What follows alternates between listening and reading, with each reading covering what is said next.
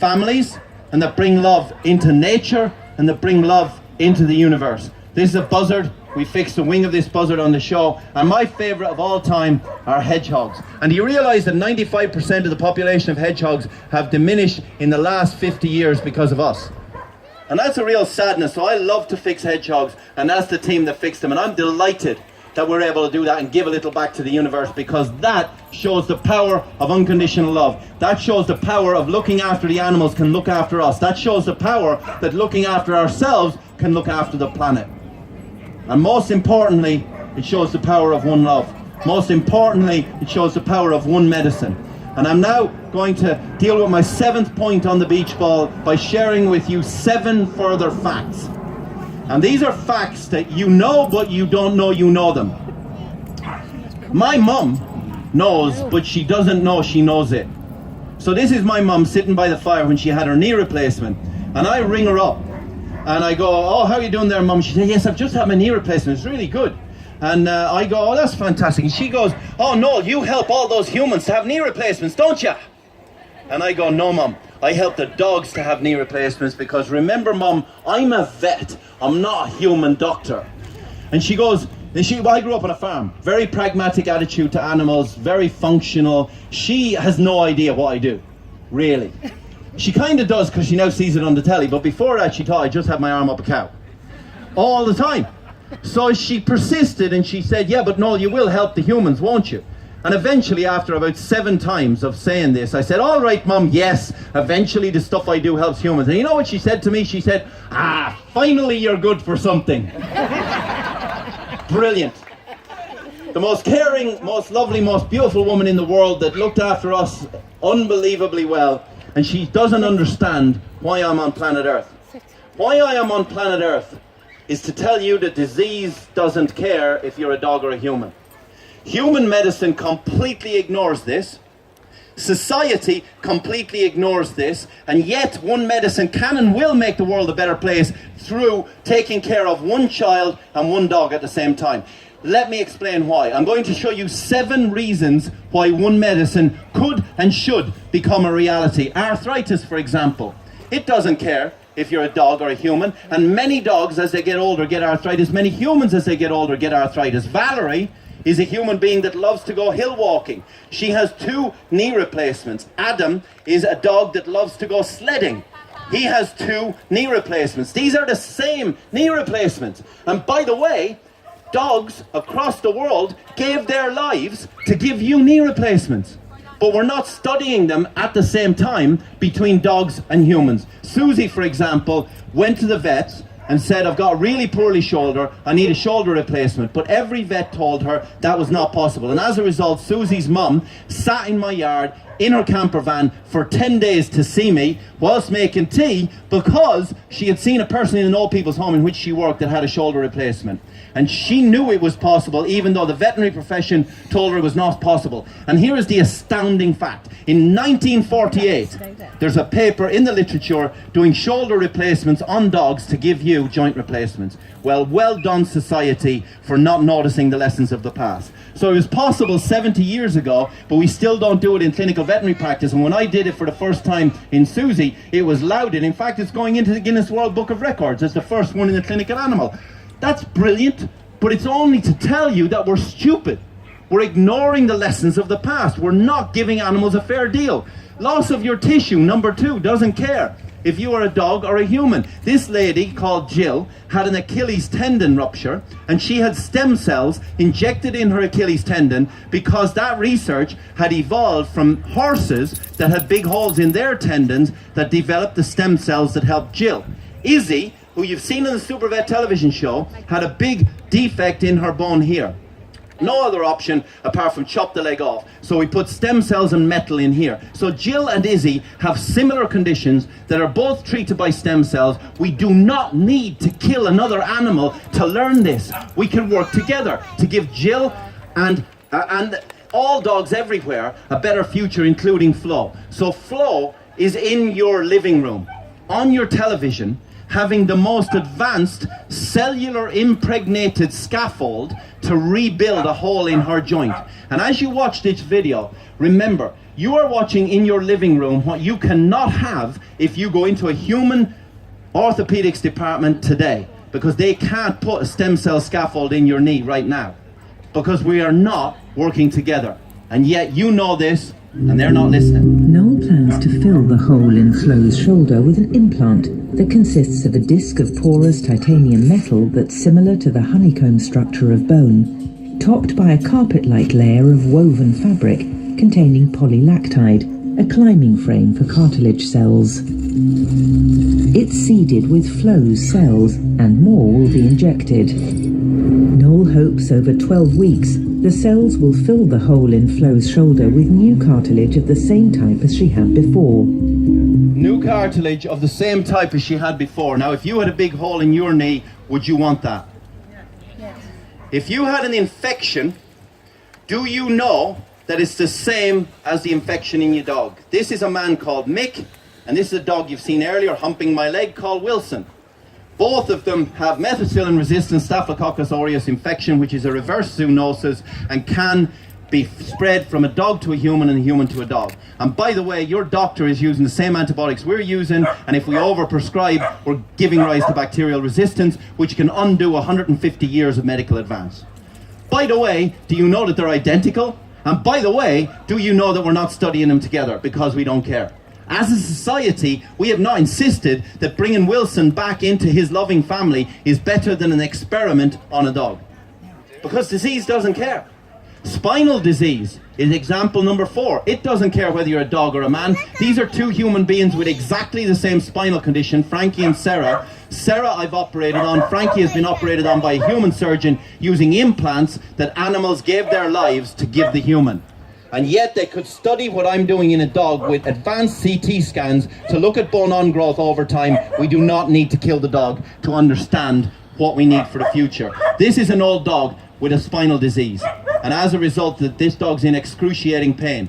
This is another old dog with a spinal disease, except that dog is the super vet baby. Now, I was a very good looking baby, as you can see, and that is my spine, which is not different to the dog's spine.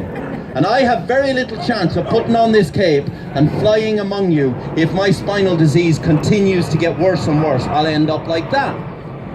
Because that is my destiny if we don't work together. So as a result, what I've done in conjunction with the Spine Institute at The Ohio State University is make myself the experiment for the dog. They've strapped a robot to my back and they examine every move I make as a surgeon, and we're building up a virtual me inside a computer that looks like this. Who among you would buy a house from an architect and not see the computer drawings? Who among you has had surgery on your body without the surgeon having practice inside the computer first? Not one of you. There's more computing power in a PlayStation than there is in the vast majority of operating theaters that operate on you, me, or your dog. And yet we ignore this. We ignore the future that having a crash test dummy, which has been around for 50 years to examine crashes in cars, is not being used to test spinal implants. We could avoid many of the experiments that happen if we work together to determine whether you need a disc replacement or whether you need a fusion. And when you see Hector on your television the vertebrae screen, in Hector's neck you are will realize malformed and are crushing his spinal cord. Noel's plan is to push the vertebrae away from the cord using 2 spacer devices. He'll then secure everything in place using the custom-made implants. When you see that, do you realize that that's the distillate of 10 years of looking at humans and animals at the same time to reunite Hector with his family? And when you see that story of hope and redemption, you know that that disease can be treated. What you don't know is that we're not working together. You also don't know that there are 6,000 drugs out there that could treat your cancer. You don't know that 1/2 of all the men in this field are going to get cancer. 1/3 of all the women in this field are going to get cancer, and that's a scientific fact. 1/3 of all dogs and 1/2 of all dogs over 10 are going to die from cancer. And cancer doesn't care if you are a human or a dog. Cancer doesn't care if you are Cat, this girl, or Max, this dog. They both have a cancer called osteosarcoma, which is a bone tumor. Cat on the top left is 11 years of age. And at that point, Cat had an implant put in her leg, which you can see the x-ray picture of here. Max is, I think, 7 years of age and has had that implant put in on the right-hand side of the picture. Now, I met Kat this Friday to make a video for the Humanimal Trust, and Kat is now a human medical student in her mid-20s, inspired by her osteosarcoma to become a doctor. And even she didn't know that dogs got bone cancer. I sat her down and I said to her, are you surprised? Are you surprised that the same two people, Professor Gordon Blund and James Swania, that worked on your implant, now help me every day of the week to make implants for dogs? Are you surprised that the bone on growth is the same? Are you surprised that, in fact, if you look under a microscope with a human cancer of bone or a dog cancer of bone, you won't be able to tell the difference? Are you surprised that 265 genetic components of human and dog bone cancer are the same? In fact, you're more likely to find a child and a dog with the same type of tumour than you are two children. And that's a scientific fact. But people are not aware, and instead we'll go on killing the dogs. We'll go on killing the animals because we won't learn. We don't work together, we don't work towards one medicine, and that is why you have to fund that charity. Because that is my life's work. When I was a child, I realised very well that amputation didn't care. I realised that this lady and this dog would one day have the same implants, and yet we're not talking to each other. I met Louisa also on Friday, and Peggy is a dog that I've given a limb amputation prosthesis to, and Louisa was blown away that we can do the same technology in her and in animals, but we're not sitting down at the same table and talking. I want to be with the human surgeons, giving them all of the stuff that we know already. There is no point in recreating the wheel when I already have one, but we don't work together. And I realized this as an 11-year-old child when grumpy Uncle Paul was leaning on my head. Now, he was never called just Uncle Paul. He was always called Grumpy Uncle Paul. It was a hyphenated word. And I didn't realize why he was grumpy until one day we went fishing on the River Shannon on a hot day like this. In fact, one of the very few hot days that ever happened in my childhood. And Uncle Paul took off his wooden leg, which is the reason he was leaning on my head. And as he did so, I saw his horrible grotty stump. And he was in pain every day, hence he was Grumpy Uncle Paul. So I thought, well, this is ridiculous. Why does Uncle Paul not have a bionic leg? At which point I looked at the scabs on his stump and went, ah! And I was rowing, so I knocked his wooden leg over the side of the boat and spent the next 4.5 hours going downstream of the River Shannon trying to find his wooden leg. So I learned at a very early age that the technology that I show you in your living rooms is available one day for humans and for animals. That is what I wanted, but it's not happening. We're not working together, we're not making progress quickly enough, and when I show you this, you know it's possible, and you wonder why Uncle Paul can't have one. And yet, there's very few clinical trials in the United Kingdom that have learned from animal studies in clinical veterinary practice. This is Kira, who had her arm blown off in the 7/7 bombings, and this is Peanut, that had no front feet. It's the same technology, the same potential solutions, and we know it works because when I sent Peanut home, I said, please keep Peanut in a cage. Proud as punch, a few days later, Mum sent me a video of this cat running around a quarry. So we know it works, but we're not learning from each other. Is there a better future for Alex, who has no arms and no legs? I think there is. Is there a better future for Mitzi, who was folded over under newspaper and nobody could see her bionic leg? I think there is. I think there's a better future in working together, because the very last take-home point I have for you is that love should not care who you are, because it's unconditional. Love should care that we need safe drugs and implants, that we can reduce the number of dogs that give their lives to give us safe drugs and implants. 61,000 in the United States in 2015, 4,500 in the United Kingdom in 2015, and you don't even know that. That is what gives you safe drugs and implants, and you need safe drugs and implants. So a better way than giving disease to a healthy dog to benefit a diseased humans may be giving disease a chance in both species to learn from each other.